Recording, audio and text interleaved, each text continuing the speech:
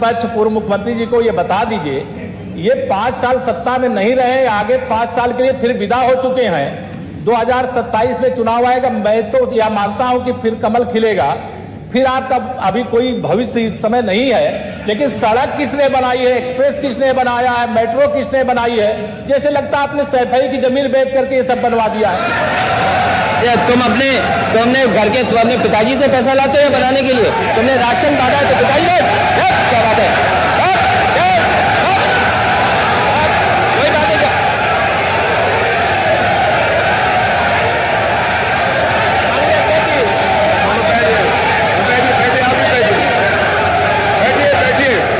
बैठिए, आप भी बैठिए, राजेश जी आप भी बैठिए, सब लोग बैठे, आप भी बैठिए, सब लोग, नेम भी बैठिए, राजीव बैठो, आप भी बैठिए प्लीज, आप भी बैठे, आप बैठिए, आप बैठिए, जवाब हो गया, उन्होंने दे दिया, आप बैठिए, आप हो गया जवाब, वो नेता है ना माननीय अखिलेश जी ने दे दिया, आप बैठिए, आगे बातचीत चल रही है, बैठिए।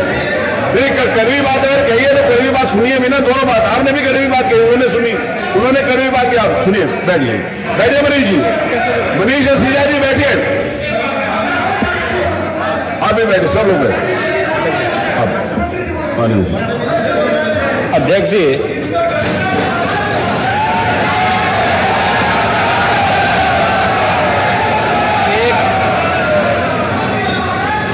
एक घंटे से अधिक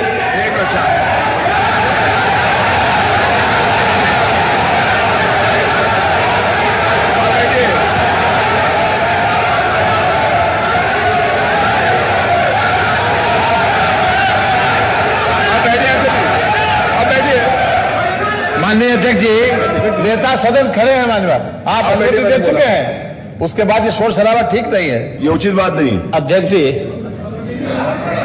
1 घंटे से अधिक पूरा सदन माननीय नेता प्रतिपक्ष को सुनता रहा, बड़ी शालीनता के साथ उन्होंने अपनी बात कही। विपक्ष के नेता का जो दायित्व था, उन्होंने अपने कर्तव्यों का निर्वहन किया, हम लोगों ने सुना। इस सदन में और सरकार के उप मुख्यमंत्री अपनी बात को रख रहे हैं, बीच में रनिंग कमेंट्री का मतलब क्या है? और दूसरा, एक सम्मानित नेता के खिलाफ असभ्य शब्दों का प्रयोग हो, तो शब्द का प्रयोग हो, तो ठीक नहीं है। और मैं बड़ी विनम्रता से कहूंगा नेता प्रतिपक्ष को कि आपको इतना उत्तेजित नहीं होना चाहिए। देखिए, सफाई की बात नहीं कर रहा हूं मैं, सवाल सफाई का नहीं है। देखिए, हम लोग भी जो विकास कार्य करा रहे हैं, या आपकी सरकार के समय जो विकास कार्य हुए होंगे, ये हमारी ड्यूटी थी। सरकार होती है और हर सरकार को अपनी उपलब्धि को कहने का अधिकार है। माननीय उप मुख्यमंत्री जी ने बिल्कुल सही कहा कि विकास, आपने कहा, आप विकास की जब चर्चा हुई तो उन्होंने जो बातें कही बिल्कुल ठीक ढंग से की थी। आपके यहां के दूसरे नेता या जब माननीय उप मुख्यमंत्री का यहां पर भाषण संपन्न होता, उसके बाद अपनी बात आप लोग कह सकते थे। लेकिन देखिए, मैं कल भी देख रहा था, कल माननीय वित्त मंत्री जी यहां पे जवाब देने के लिए खड़े हुए, उन पर जिस तरीके की भाषा का प्रयोग उस समय किया गया, आज फिर हम देख रहे हैं। देखिए, लोकतंत्र में हर सदस्य को सदन में अपनी बात रखने का पूरा अधिकार है, और अगर आप कहेंगे तो कैसे इस बात की अपेक्षा रखते हैं कि इस पार से उसका जवाब नहीं मिलेगा? पूरे 1 घंटे से अधिक समय तक पूरा सदन और खासतौर पर सत्ता पक्ष से जुड़े हुए सभी मान्य सदस्यों ने आपकी बात को बहुत ध्यान से सुना। देखिए, सहमत होना ना होना अपना विषय है, नहीं, सवाल दूसरा नहीं। देखिए, सफाई भी इसी प्रदेश का हिस्सा। अध्यक्ष महोदय, सवाल ये नहीं है, मैं सुनने को तैयार हूं। अच्छा, मुख्यमंत्री जी बोल रहे हैं, सफाई भी तो इसी प्रदेश का हिस्सा है। नहीं, सफाई, देखिए, भाषा आप उसको बाद में बोल सकते हैं। देखिए, हमारी सहमति असहमति हो सकती है, देखिए हमारी असहमति असहमति हो सकती है किसी बात पर, हम बाद में इस बात को करेक्शन करा सकते हैं, लेकिन तो मैंने शब्द का प्रयोग नहीं किया जाना चाहिए और किसी भी असभ्य भाषा का प्रयोग नहीं होना चाहिए।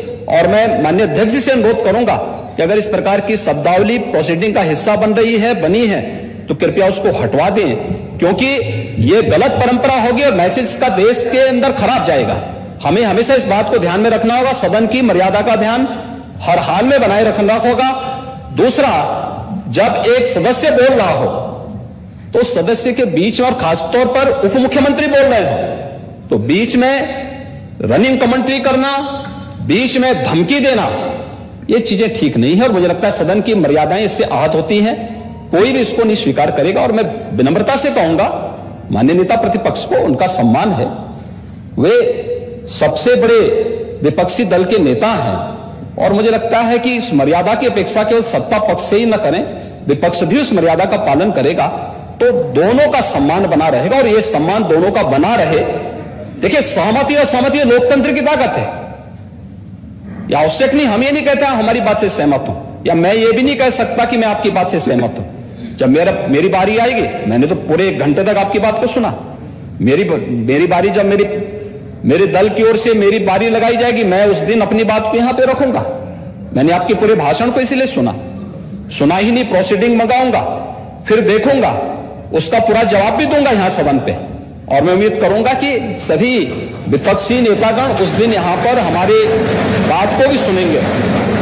लेकिन एक सरकार के वरिष्ठतम नेता में से एक और उप मुख्यमंत्री जो लगातार दूसरी बार उप मुख्यमंत्री हो रहे हैं, उनके द्वारा अपनी बात को रखा जा रहा हो, मुझे लगता है शालीनता से हमें सुनना चाहिए। अगर हमें लगता है गलत हो रहा है, देखिए बहुत सारी चीजें अगर हम भी इस बात को कहते, बहुत सारी चीजें नेता प्रतिपक्ष भी ऐसी थी जो आपत्तिजनक हो सकती थी, हमने सुना, भाई हमें जो स्वीकार करना होगा वो स्वीकार करेंगे और उसका जवाब देंगे भी, लेकिन बीच में इस तरीके की उत्तेजना दिखाना उचित नहीं है। देखिए, माहौल इससे खराब होता है और अनावश्यक रूप से बाहर मैसेज खराब जाता है। हमारे बारे में टिप्पणियां होती हैं, सदन के बारे में टिप्पणी होती है, हर एक सदस्य की मर्यादा भंग होती है और सदस्य की इसका सम्मान बाहर तार होता है, पब्लिक में इसका मैसेज खराब होता है और इस प्रकार की शब्दावली का प्रयोग न हो। और अगर ये तो शब्द का प्रयोग हुआ है तो मैं आपसे अनुरोध करूंगा कि कृपया इसको सदन की प्रोसीडिंग का हिस्सा कतई न बनाने दिया जाए, क्योंकि ये आने वाले समय में नजीर बनेगा। फिर यही होगा जो इससे पहले इस सदन में होता रहा है, उस चीज को हर हाल में रोकना होगा। और मैं आपसे विनम्र अनुरोध करूंगा कि ये रनिंग कमेंट्री, बीच में धमकी देना, ये चीजें बंद होनी चाहिए। अच्छा होगा कि कार्रवाई को लिखवा लूंगा। धन्यवाद। मैं कार्रवाई को अध्यक्ष महोदय, जो बात अगर नेता सदन ने कहा कि कोई अनपार्लियामेंट्री लैंग्वेज या वर्ड्स आए तो उनको निकाल दिया जाए, मैं भी सहमत हूं, लेकिन मेरा अध्यक्ष महोदय वही निवेदन ये भी है कि किसी को पर्सनल नहीं कहा जाना चाहिए। सैफई, आपको बहुत ज्यादा सैफई की जमीन बेच करके हम और आप लोग को जनता हमें मौका देती है अपना बजट खर्च करने के लिए, आपको और हमें मौका मिलता है। मुख्यमंत्री जी ने कहा ना कि कोई भी वो सरकारी पैसे से होता है। मेरा यही निवेदन है, नेता संसद से निवेदन है कि इस तरह की बात नहीं आए कि जमीन बेच करके कर दिया जाए। माननीय केवल मैंने ये कहा था कि जो आपके जिले के लिए जो 4 लेन बनी थी वो किसने बनाई थी? माननीय उप मुख्यमंत्री। ये बात है, माननीय सब लोग ध्यान से सब लोग।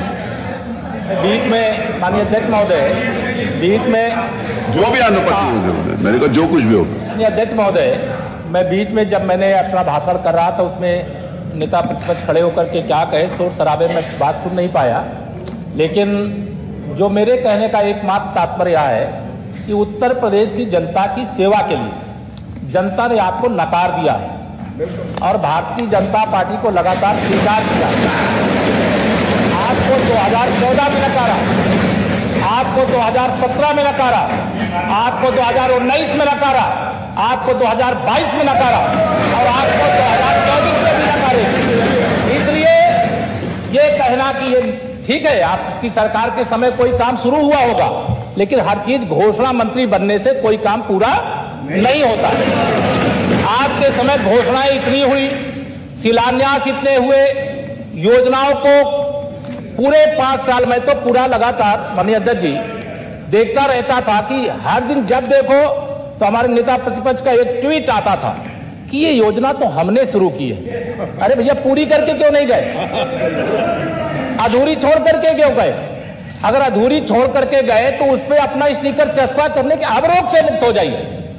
मैं आपसे यह अनुरोध करना चाहता हूं। मैंने यही कहा कि आप कोई एक ऐसा रोग हो गया है कि कोई योजना होगी उसमें समाजवादी पार्टी का स्टिकर चिपका दो।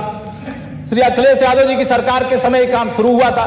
अरे आप अगर काम देखते, गरीबों का काम देखते, तो मैं समझता हूं कि आपको प्रशंसा के अलावा कोई दूसरा शब्द खोजने से नहीं मिलता। मैं तो एक गरीब परिवार में पैदा हुआ हूं। मैं ऐसे परिवार में पैदा होकर के मैं कभी सोचा भी नहीं था कि मैं कभी उत्तर प्रदेश की विधानसभा का सदस्य बनूंगा, लेकिन विधानसभा का भी सदस्य बना, देश की संसद का भी सदस्य बना, अब विधान परिषद का भी सदस्य बना, लगातार दूसरी बार विश्व की सबसे बड़ी पार्टी की सरकार बनने के बाद उप मुख्यमंत्री बना। इससे आपको दर्द है, मैं जानता हूं कि केशव प्रसाद क्यों बन गए दोबारा वो उप मुख्यमंत्री। मैं जानता हूं आप पिछड़ों के हितैषी नहीं, पिछड़ों के विरोधी हो, आपको स्वीकार ही नहीं। मैं अगर आप पिछड़ा इस भेद में नहीं पड़ता, लेकिन आपको इस बात का दर्द है कि यह सारा का सारा जो आपने एक साम्राज्य स्थापित किया था वह साम्राज्य जनता ने उखाड़ करके फेंक दिया। इसका दर्द है आपको, मैं जानता हूं। और आपके मैं दावे की ही चर्चा कर रहा था। मैं यही तो माननीय अध्यक्ष जी आपके माध्यम से कह रहा था कि 400 सीट का दावा मैं अपने एक ज्योतिषी मित्र से पूछ रहा था कि भाई ये 400 सीट का जो दावा है, जो 400 सीट का दावा है, इसमें क्या सच्चाई है? तो मुझे आश्चर्य यही लग रहा था कि यह क्या है। मतलब लगातार कई डिबेट में, कई इंटरव्यू में मैं आपके भाषण भी सुनता था, सभाओं में भी सुनता था, तो मुझे लग रहा था 400 का दावा कर रहे हैं। क्यों कर रहे हैं?